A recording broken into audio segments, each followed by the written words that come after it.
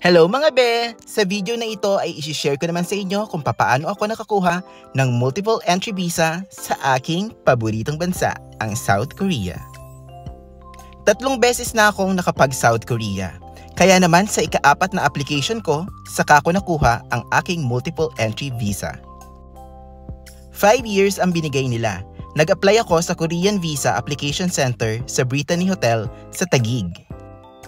900 pesos ang binayad ko at tumagal din ng 1 linggo bago ko natanggap ang resulta.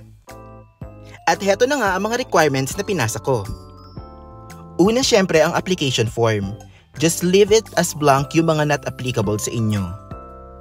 Kung frequent traveler ka na tulad ko, kailangang i-highlight mo na dun sa section ng mga bansang napuntahan mo for the past 5 years.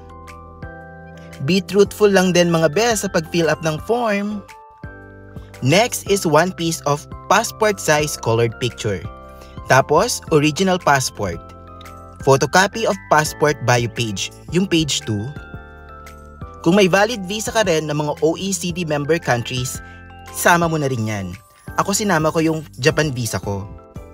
Next, Certificate of Employment or COE.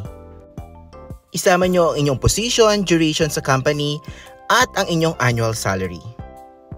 Hindi na ako nagpasa ng bank certificate, bank statement at income tax return dahil ibinalik na ng Embassy of Korea to the Philippines ang credit card requirements for employed individuals. Kapag meron ka ng mga selected credit cards na ito, ang kailangan mo na lamang ipasa ay ang billing statement for the last 3 months ng iyong credit card at ang photocopy ng front side ng iyong credit card. Yun lang mga be! Good luck sa iyong next visa application for South Korea! Just comment down below kung meron ka pang mga katanungan. Please like and follow for more fangirling inspirations and travel tips. See you next time!